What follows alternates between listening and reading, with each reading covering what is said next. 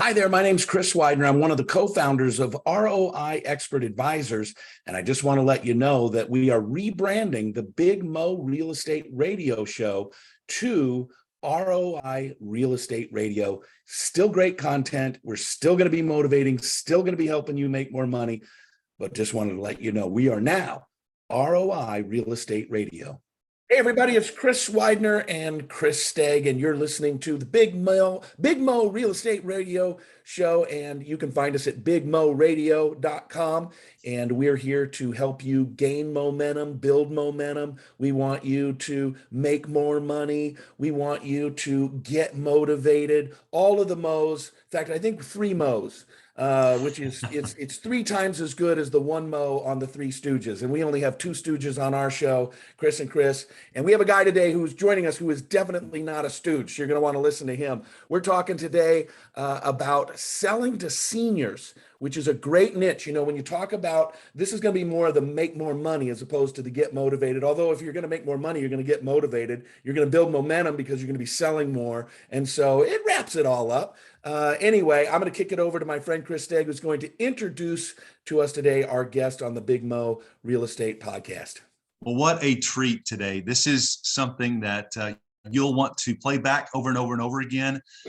Todd is a good friend and has built something so special. It is a red carpet type of service to a specific group, and we talk regularly on this time together about how to stand out. How are we competing on a completely different level? You know, what's our niche? And we're in a crowded space. If you're in a major metro area like myself, I'm in the Austin, Texas area. Chris and his wife are in the Chattanooga area, and even in a smaller market, we're working with many other agents. And so when you walk into a listing presentation and you're up against 5 other agents to get that listing, how do you stand out? How are you different from others? And you're going to hear something today about how an agent here, Todd, is being sought out. He's not chasing business. He is being sought out. And this is what we're going to talk through today. So Todd Howard is from the great state of Indiana. And I'm so glad you're here to join us today. And we're just going to have a back and forth and some Q&As for our listeners and even for us to learn from. And so, Todd, welcome to the Big Mo Radio Show, and tell us a little bit about yourself, your family, and then we'll transition to why you chose this specific group of seniors to work with. Sure. Thanks very much for having me. And before I get into it, I love your intro. The Mo reminded me, actually, instead of the Three Stooges, of the In Living Color show where they used to do Mo money. No money. Yeah. Not that I've ever seen In Living Color. Oh, you'll have to YouTube that one specifically. You may change your whole intro. But by the way, if we're going to talk about that, 2 people got famous off of that show. Do you remember who they were? 2 people that started out not famous. Jamie Foxx and Jennifer Lawrence. Well, J-Lo, Jennifer Lopez. Right. Lopez. You're right. The guy from David Allen Greer. No. Well, he kind of did too. No, he was the only white guy on the show. Oh, Jim Carrey. Duh. Jim Carrey became famous. He played Fireman Jim on that TV show. Yes. You're absolutely right. I can't believe I forgot that. I am old enough. So we dated ourselves. Love that show. Yeah, it was so funny. And you're right. It spawned quite a few famous people. Yeah. So, well, thank you. Again, not to sidetrack you, but I am residing in Indiana, born and bred Hoosier that ended up traveling around the U.S. and living in multiple states for a corporate America gig, and ended up moving back to Indiana with a wife and a dog and 2 kids in 2004. And so Kristen, my wife, and I have been married 23 years, and we have a 21-year-old son, Ben, and 18-year-old daughter, Mackenzie. So, and just got a new dog that's named Tater. So, Tater, because he looks like a tater, a French bulldog, just looks like a brown baked potato. So appreciate you having me. The quick how I got into it is I was leaving corporate America because I was working for a 1st generation family that was about to go to the 2nd. And I loved the 1st, but wasn't so sure about the 2nd. So I was just like, I was 49 years old and I thought, is this where I want to park my horse, for another 10 or 15 years? And my wife, who was already in real estate, said, I think you should get into it. I'd been a hobby investor and we'd bought and owned some properties, but I said it would have to be something more than just the transactional part. That in and of itself would not do anything to fulfill me. And so right after I said that, though, about 3 things happened in the course of a week. One is I noticed a building going up every 5 feet in the northern part of Indianapolis, and I ended up finding out these were retirement communities, either some kind of assisted living or independent living, whatever. And I got real curious, said, what's with the brick and mortar? This certainly is a retirement destination. It's cold, it's wintry. I mean, who would move here? That was the first thing. The second was I reached out to my brother who's in that industry to get my education on, and he kind of explained why there was such a gluttony of this building going on. And that really made me think, whoa, that's interesting. And the bottom line is we will be way underserved as far as institutional housing as the boomers and this whole silver tsunami start to transition over the next 30 years. Will be massively underserved. And so that was an aha. And then I thought, well, wait a minute. We helped grandma 20 something years ago move out of her house with Alzheimer's into one of these buildings. I said, surely with technology and the internet and the iPhone and all that, I go, that's got to be a piece of cake versus when we moved grandma, right? And he's like, oddly enough, it hasn't changed at all, which kind of blew me away. And then I got a little bit indignant because, to be perfectly candid, it sucked moving grandma. I mean, it was 3 months. It was every weekend. It was my mom and her sisters and all hands on deck. And I just thought, my instant aha was, wait a minute, you're going to have people that have to move into that building and you guys are going to spend tons of money to bring them in. Who's going to help them deal with that house?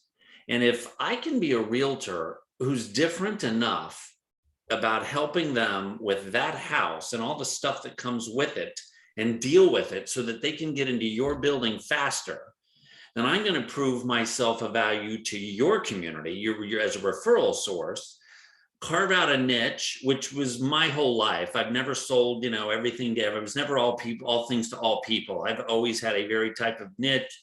I've always had a higher price point type of item. So to me, that just screamed, this is your path. So I literally said to my wife, well, I'm in, but you're not going to like the way I'm coming in because I'm going to pull that funnel down to about a cavernous crevice.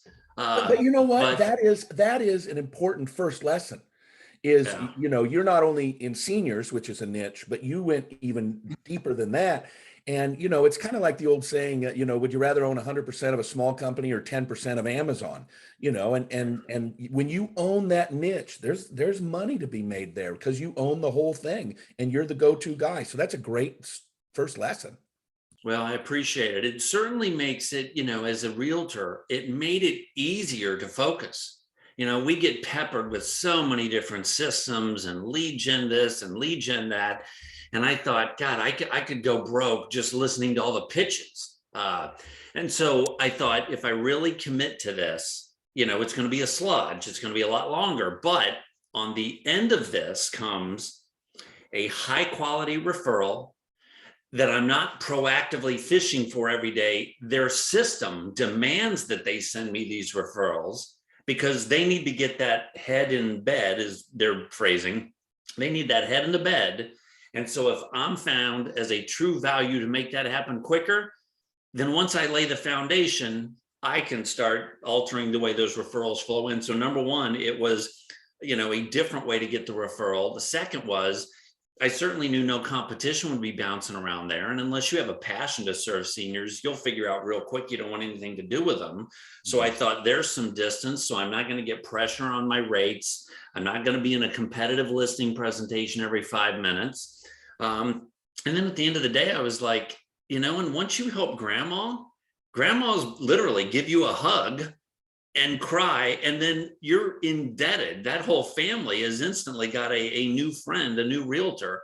So to me, it was just a no-brainer as far as what the potential outcome could be at the end if I did this thing right. Well, and then you're This- also, I yeah. think, working with families, right? And so grandma tells her kids, and the kids are buying their second home, and then their kids are buying their first home. So grandma's grandson buys through you, and it just spreads downward from there because they see how Yeah. well you treated their grandmother. It creates that reciprocity. Yeah. Oddly enough, to that point in the early days, we would get asked, "Hey, can you help my son or my this?" Now, right or wrong, I said no. In the first year and a half to 2 years, I literally age discriminated and said, "Look, I don't work with younger people. I'll work with this. If you're okay, I'll make a recommendation." And I would send out a referral to a friend or somebody else. But I thought the first time I start taking younger people money or younger people transactions, I am giving myself permission to veer off that path, which is just going to take me longer. It's going to, give me that, oh God, maybe I should spread out a little. So I really tried to stay disciplined and hone in, knowing that if I did that, I'd have more than enough opportunity later to even bring on my own person who's the young person agent or, so. Well, I think you just hit on something there that it requires a high level of focus. I mean, agents are listening in right now that are just saying yes, yes, yes, yes, yes, and it doesn't matter Right. where they are on the map. They're going to be exhausted by fighting traffic and going at Wednesday afternoon during the work rush and being away from family, and it requires a high level of focus to be able to say no.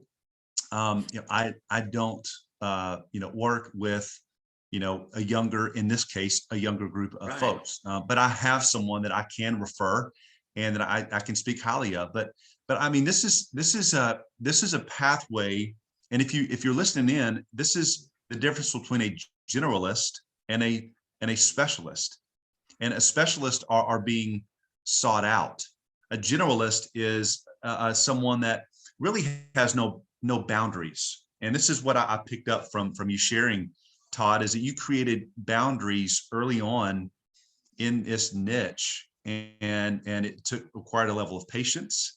It required some perseverance, and to really say, when you say no, that means that you now have more opportunity to go out and find more folks within your specific group. So boundaries are key, right? Boundaries, definitely. And the more you say no, the more you can say yes to the niche. So, and it almost adds your own element of pressure. If I'm going to say no to that money, then I got to go make these next 2 hours, 3 hours, next appointment, whatever, super productive, because I just said no to some easy cash. So it really does kind of light your fire back in the other direction.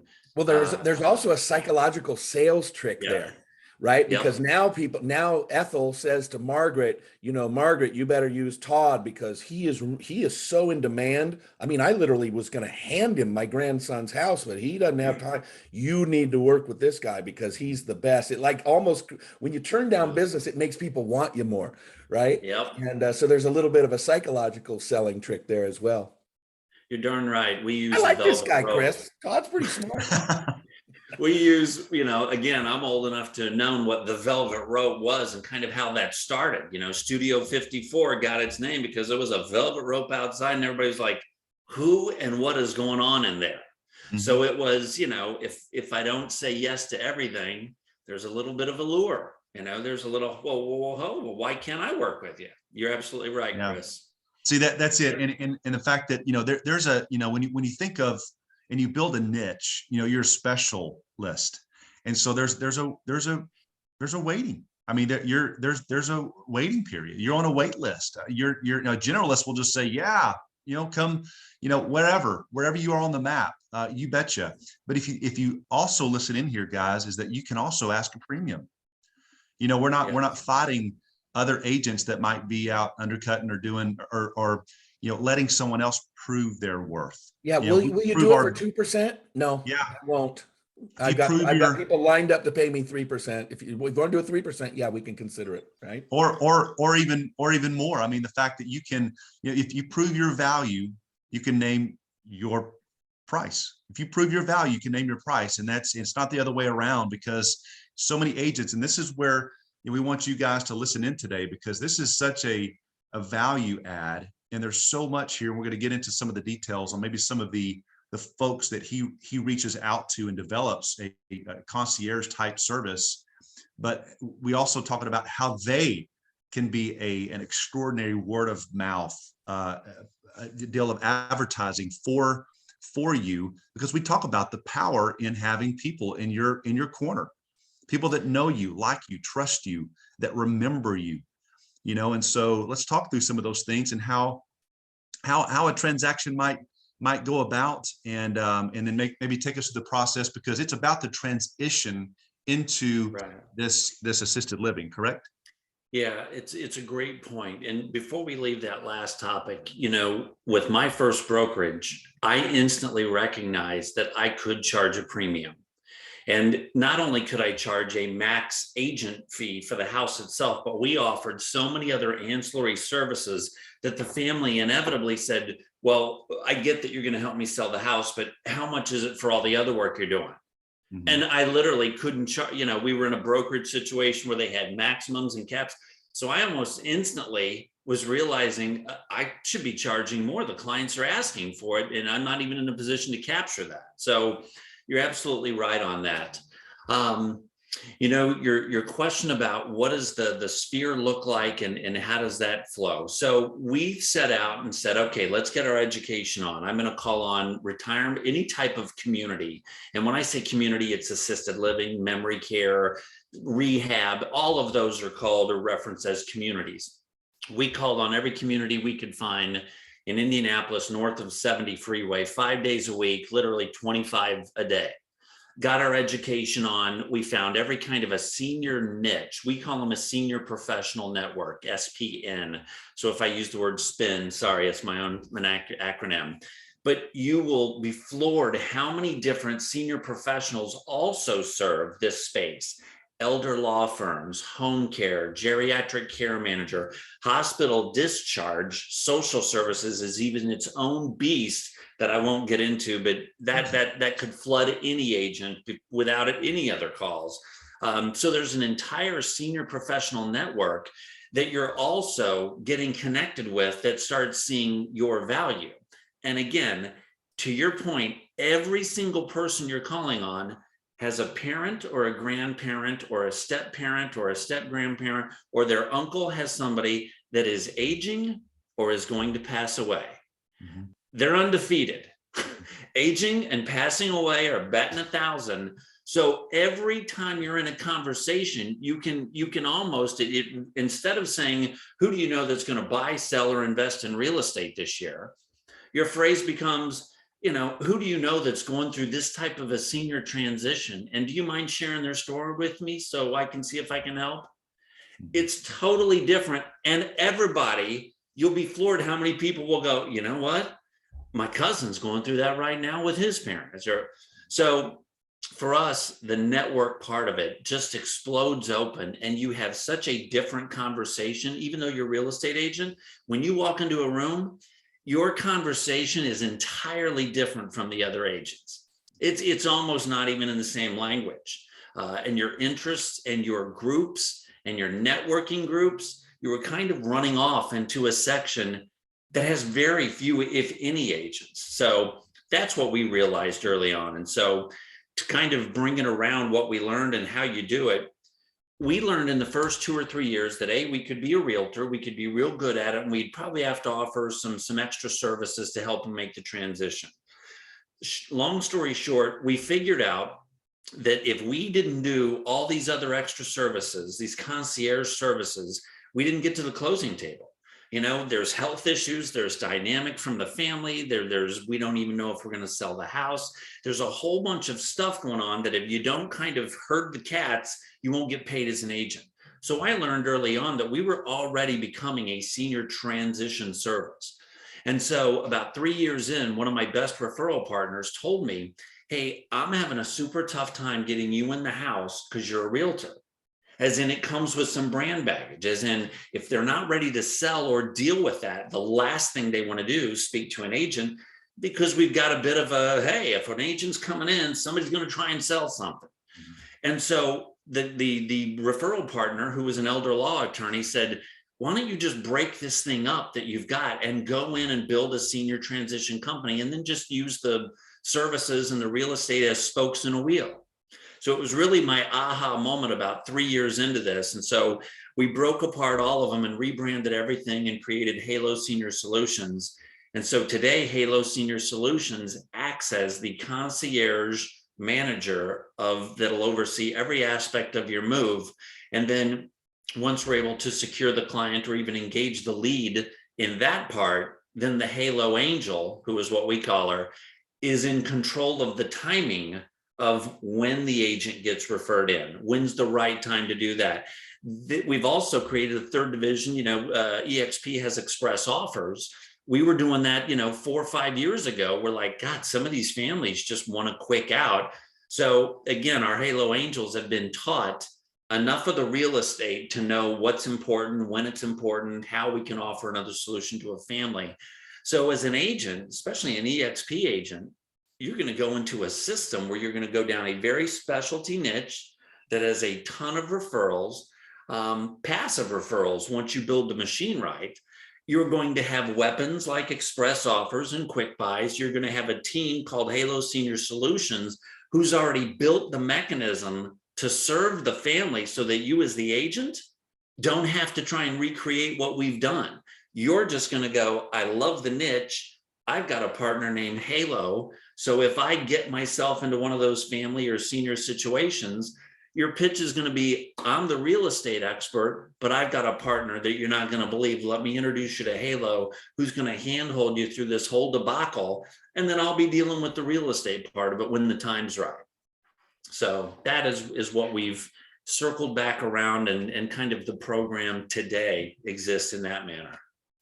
There's so what we're hearing is there's so many others that are involved that are complementary to your profession as an agent, and they work alongside you and help prep this seller as they're facing transitioning into an assisted living period. So we have this saying that word of mouth can't be advertised against. It's king, and word, it's so powerful that traditional advertising ends up being a penalty you pay for not being exceptional. It's like you want to be that good, and you want to be sought out. And what I'm hearing over and over and over again is that you're not chasing for business. People are seeking you out, and it's listings, guys. And we know listings in the real estate space, listings are where it's at. If you're in an area like Austin, Texas, where we're seeing a massive shortage of inventory, sellers are in control, complete control. And so if you can begin a niche, where you are serving sellers, and find out how you can go about doing this and knocking on doors. I mean, you had to lay that foundation, sounds like, for the first several months, even a year into it, of meeting with and having a plan. I think, also as we were going back through your creating boundaries early on, is that you have to have a plan. You have to have a system in place, right? Systems are key to your success. I will share that. Sorry for interrupting. I will make your point head on. So when I got into this, it was a transition. It was a career transition, and many agents are doing the same thing. So they're trying to figure out how they can kind of get into this career and at the same time have an income of some sort. So I took on multiple jobs. I didn't want to blow through a boatload of savings. And so I said, you know what? The jobs have to afford me the ability to sell real estate. But if you're entertaining a buyer, you've got to be ready every second of the day.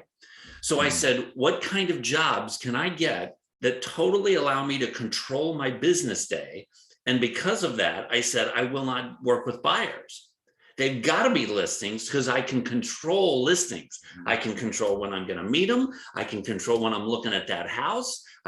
You can really manage that 10 times better. So it was a much easier, even though we were going down a really super narrow niche and I knew it was going to be harder, it was much easier creating that niche because I was willing to say no to a whole segment of real estate, the buyers that some people live off of. So to your point, it just super disciplined, and the listing part of it, which is where I got my passion anyway, was much easier to feed that beast. Let me jump in and ask a question. Where does the money come from? Obviously, if you sell their house, there's the money. But where does the money come? What are you charging, or to whatever degree you want to tell us, for some of those Sure. other services? What's the fee or whatever that you might get from the assisted living? What kind of deals have you struck with those other stages along the way? Great question. So first of all, we'll speak to the referral partners. So all the communities, the salesperson at the community, all these different elder law firms, et cetera. Our mantra going in was, we won't pay you and you won't pay us for a lead. The only way you'll refer us is if we prove valuable enough for you to say, you know what, this is a good company, you should use them. I was really a believer that if I could not sell that concept and it was worth paying for, that I didn't have anything. So it's only in the last probably 5 months that we created our first type of a referral or a fee type of referral program. And so today, if we go and have a relationship with a community in the sales department, we actually have a program called Halo Bucks, where they can put a $250 Halo coupon for our services in the hands of their prospective resident. Now, no fee, no money goes to the community, but it in essence gives them a tool to help make them different and to help make that family's transition easier. They can apply that to our services, and our one-time flat fee for Halo Angel services is $14.95. So just under $1,500, they can use that $250 off coupon, and that's a one-time fee with no time constraints, which is super important, because if I'm going to help mom from a rehab and it's only going to take 2 or 3 days and it's all hands on deck and we're done, versus, grandma and grandpa are thinking about independent living and this might take us months to get through it, that fee doesn't change. So part of the revenue comes from just the fact that they see value in the Halo Angel and they want to hire them for their services. At this point, we don't have any type of lead fee systems with the other vendors. So we've got to develop a proprietary system to find the right and source the right vendors when we need them, wherever we're at in the US. We serve all 50 states, but we're not in a position yet where we pay or any money changes hands for leads. So really the only revenue streams are commissions from sale of homes and the revenue from the Halo Angels. And then of course, if our division happens to buy a house or something to that effect, comes from. So you're saying that when somebody goes into assisted living, and we all know how expensive assisted living is, Yeah. You're not taking some sort of a percentage, or they don't give you a fee once they move in, that you're doing it strictly for that $250 Halo Bucks. Gotcha. So the real That's money, though you do those things basically for free, you got a small fee, which is completely reasonable and probably half of what you could probably charge. But your real Correct. money is made. All of this is to create that funnel into the sale of the home. Yeah, you name it. In the beginning, we thought, God, if we just build the system, there's already enough money in the real estate. I mean, we know what 2 and 3 and 4% is. So I said, the other systems don't have to get rich yet. Just use this as the lead gen system to get listings. Mm-hmm. We can talk about 1 million revenue streams, and you're right. We're on the edge of the discussion about, okay, do we want to start asking for lead fees from the communities, from the referral partners? If I hand off, 50 leads in a year to a small senior mover, that's a big 50. So, and they're certainly going to be willing to pay for that. But yeah, as an agent, you can let yourself dream later. Right now, you just know that, God, this is going to kick off more home leads, more listing leads than I know what to do with. Then you can actually work it like a typical agency. I don't do anything around the listings like I should. I don't do anything around buyers like I should. I mean, there are so many ways to feed a team with this strategy that I just don't even touch because it's not specifically in my niche. But for a person who really wants that passion of the real estate part of it, or probably already has the team members sitting around, they're just trying to help them focus in on something. it becomes the crux of what you can build the whole system around when you've got that many listings going around. Wow. Wow.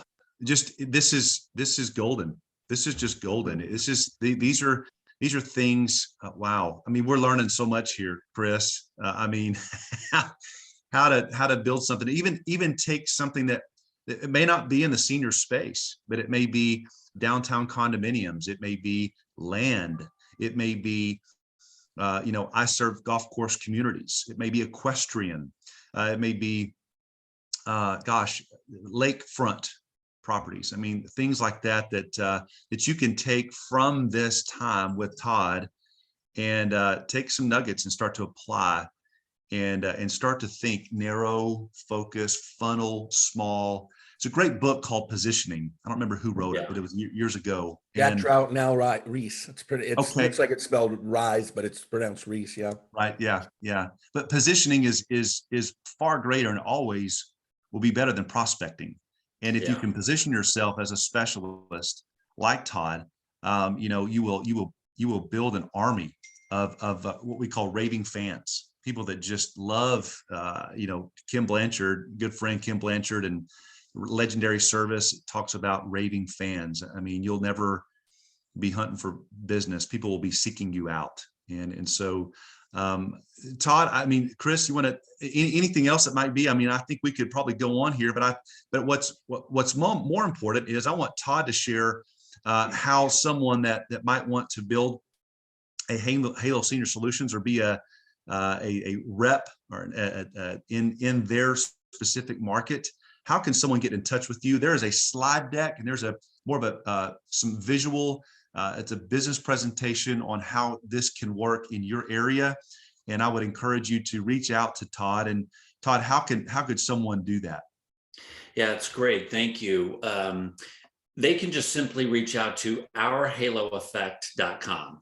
ourhaloeffect.com. And if you're an agent, that will take you into the agent experience, give you a quick video on what it is I've kind of elaborated on, ask you to submit a little info, and then that'll get to us and we'll reach out to you and get you a copy of the real deck with the details and the whole program. And then it also sets up a courtesy phone call for us to reach out and explain the reality of it. But in essence, we have created a kind of a certification and coaching program for agents who really say, look, I like this. This is in my wheelhouse. I like serving my elders. I've got a passion to build, something that I can sell, that I can scale, that I can sustain. And so we've started a program where we'll actually guarantee results, which is a little bold because most of the time I'm getting a lead program as an agent. There are no guarantees. We'll ask for a monthly commitment for 12 months, and we'll guarantee you that you'll make 5x of what you've paid us in those 12 months. It's basically a $395 a month fee, so not even, exorbitant, but we will teach you how to do the process. We'll equip you. There will be every 2 weeks, we do 2-hour coaching calls in a small group environment where you're on with about 5 or 6 other agents. We'll teach you how to cultivate, how to find the communities, how to make an actual sales call. What are the objections? Literally, it will be full blown. And we'll set you up for success in whatever market you're in. And all of that without you having to do the heavy lifting. We've already got Halo here to support that. So the only thing you have to do is get comfortable with your education about how do I make a sales call on an assisted living and what do I say?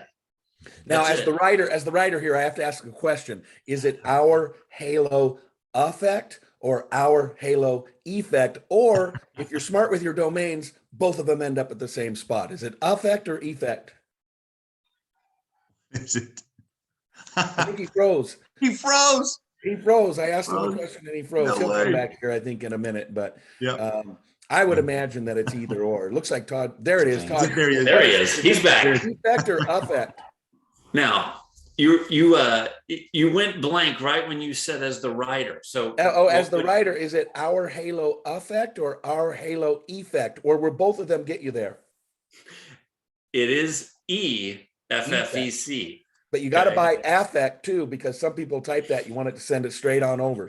That is an excellent point. I'm going to actually make a note of that right now. Yeah. But yes, our halo effect. And you got to do it before we post this, otherwise some squatter's going to get it. That's right.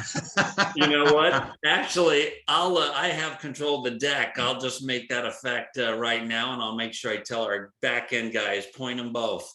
After about the Yes. 100th time I checked into a hotel and they spelled my name Widner, I thought to myself, if everybody thinks my name is spelled without an E, I darn well better go buy the domain. So I did. I bought Widner, Chris Widner, and it all comes straight into Widener now. Oh, that's funny. Anyway, well, Todd, thanks so much for joining us. Todd Howard and the Halo Senior Systems, great people. They do have a way that they can work with you, and they guarantee it. They guarantee 5X on your money. You are hardly ever going to find something like that. So if you're interested in that and you think that that might be a great niche for your community, be sure to join, to go over and visit Todd and his team. On behalf of my friend Chris, thanks for joining us on the Big Mo Real Estate Podcast. We want you to like, heart, star, share, comment, all that kind of stuff. And let people know about the podcast. We appreciate you. We hope that we're getting you motivated. We're helping you build momentum, and we're going to help you make more money. On behalf of Chris and our new friend, my new friend, Chris's old friend, not old, Chris's longtime friend, Todd. I know Todd's got the gray hair. I'm 55, and you're the young one, Chris. So anyway, take care, and we'll talk to you next time on Big Mo Real Estate Podcast. Bye. Hey, folks, I'm hoping that you enjoyed that great episode. And I just want to remind you that we are now ROI Real Estate Radio. Be sure to check us out and share this video with all those who you know will enjoy it. Take care. Thanks. Bye-bye.